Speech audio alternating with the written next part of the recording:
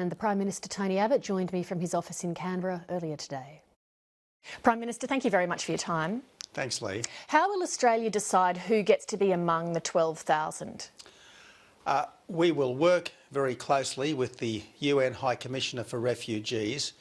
We are sending a team of officials to the Middle East as soon as possible, but we are going to focus on persecuted minorities, on women, children and families who are in refuges on the borders of Syria.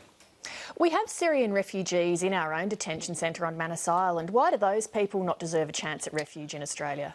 Well, we don't want to reward people smugglers and we don't want to reward people smuggling. So we are very much going to go to people who have sought asylum, sought refuge on the borders of Syria, in Turkey, in Lebanon, in Jordan. We're not particularly going to go and look for people who have used the services of people smugglers to get into Europe, because the last thing we want is to add to the problem of people smuggling. The last thing we want is to reward people smugglers and their clients. What we want to do is help people who really, under these circumstances, are never able to go back to their ancestral homes. The cause of these refugee flows are, of course, the huge level of violence and instability in Syria and Iraq. You've announced that Australian airstrikes will now extend into Syria as well as Iraq. What is the overall strategy? What is the outcome that you're working towards? Well, what we want to achieve throughout the Middle East is governments which don't commit genocide against their own people, nor permit terrorism against ours. And obviously we are currently involved in an international campaign, a US-led air campaign against the death cult, as I call it, which has created so much havoc in Iraq and in Syria.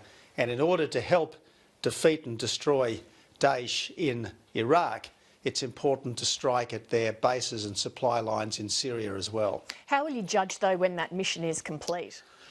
Well, when the Daesh death cult has been destroyed, when the self-proclaimed caliph and his lieutenants are no longer able to inflict these dreadful atrocities on the people who they are persecuting. And as we've all seen on our screens, we've seen the beheadings, the crucifixions, the mass executions, the sexual slavery. Every day, Lee, this death cult is putting up on the internet ever more gruesome imagery on people being killed. You mentioned also in the first part of your answer that we need to eradicate governments which commit genocide against their people. The Assad regime in Syria is obviously one of those. What is Australia's strategy for regime removal of the Assad government? These airstrikes are targeting Daesh. They're not targeting the Assad regime, evil though it is. There is obviously a separate process to try to deal with the Assad regime. It's a process in which Australia is a bit player, if anything. Our commitment is to work with our international partners to disrupt, degrade and ultimately destroy this death cult which has done so much damage to the people of Iraq. And let's not forget that it was Iraq that invited us in about 12 months ago to help defend Iraq, and more recently it's been President Obama who's asked us to join the US-led airstrikes against Daesh in Syria as well. But on the Assad regime, their behaviour is a key recruitment tool, generating people towards IS. So you can't possibly tackle IS in isolation without attempting to tackle the Assad regime.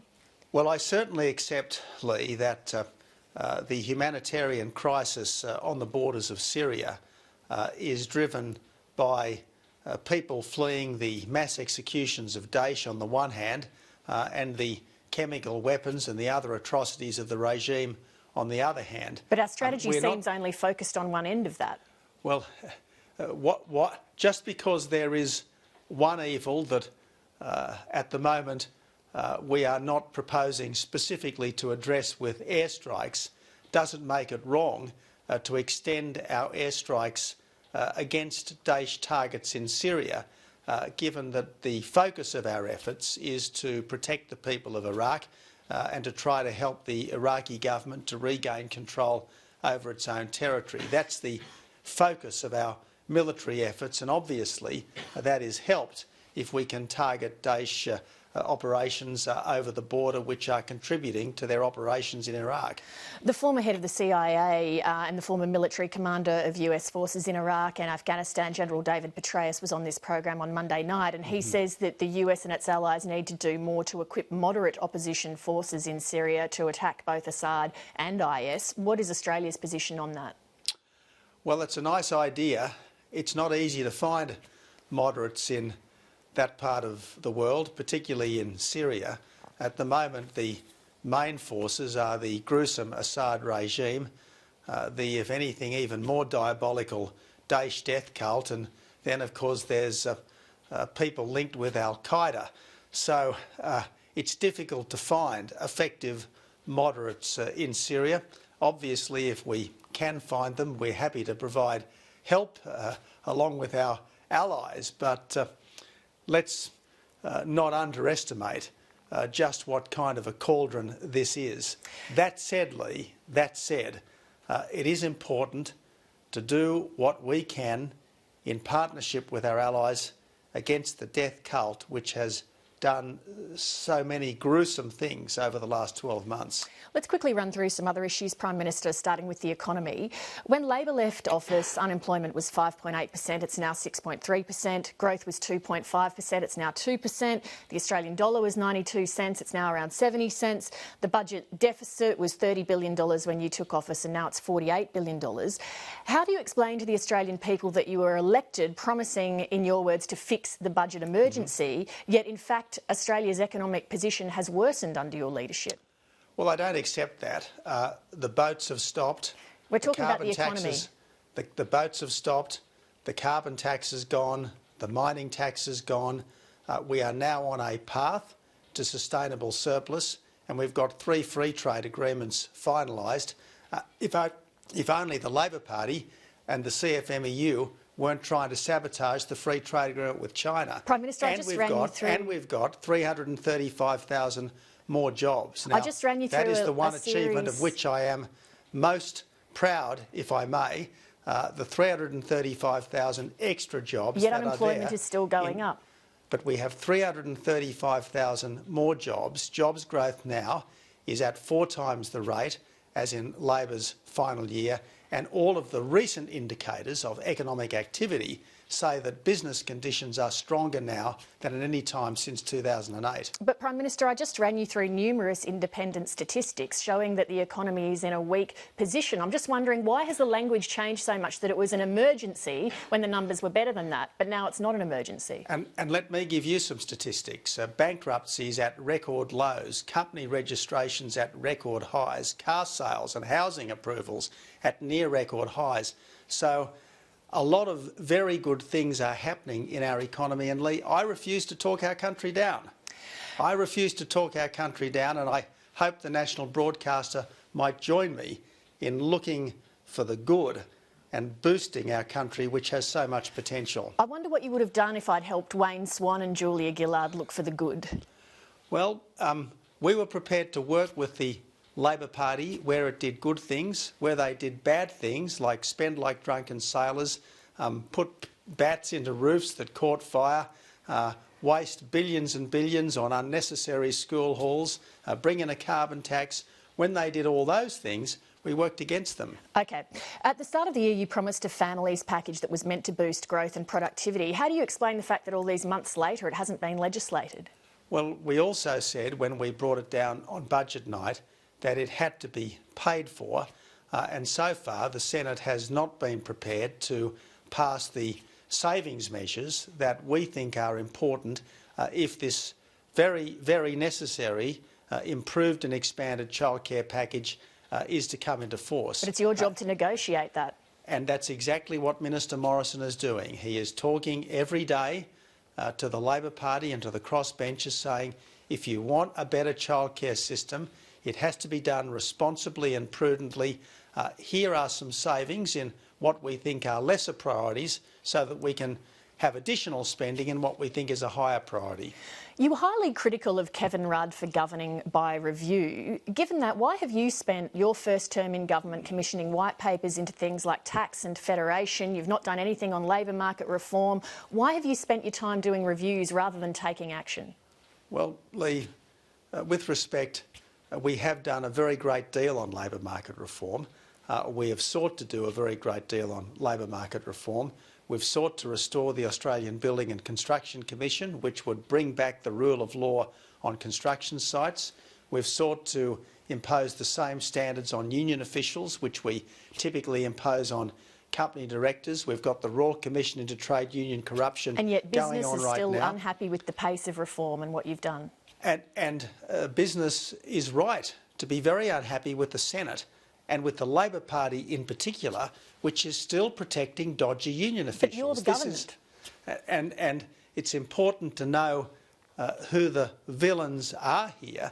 And the villains, Lee, are the Labor politicians who are protecting dodgy union officials who have been ripping off workers blind for years, led by none other than the opposition leader himself, who was very happy to see workers earn less so that money could go to his then union to feather his political nest. In February, you said at a press conference that of your government, I think we're getting our message across clearly, and I think that over time the public will respond more appreciatively than they seem to be now. The polls show that they're not. Why? Well, I'm not obsessive about polls. Obviously, people in the press gallery like to hyperventilate about polls. My job, Lee, every day is to get on with doing the right thing by Australia. But do you think doing the right thing Prime Minister, sorry by to the interrupt, world. but do you really think that any viewers think that politicians don't care about polls? Well, what I'm on about is more jobs, higher economic growth, safe communities. That's what I'm on about. And the policies that I'm on about to bring that about are lower taxes, more infrastructure and freer trade. That's what I'm focused on every day. Sure, the Labor Party wants to play politics with our future, sabotage things like the China Free Trade Agreement. But let's talk about. But we're just getting on with the things that we know will benefit the people of Australia. Of recent times, we've seen your cabinet repeatedly leak. We've seen open displays of disagreement between cabinet members. Is that a sign of a dysfunctional government?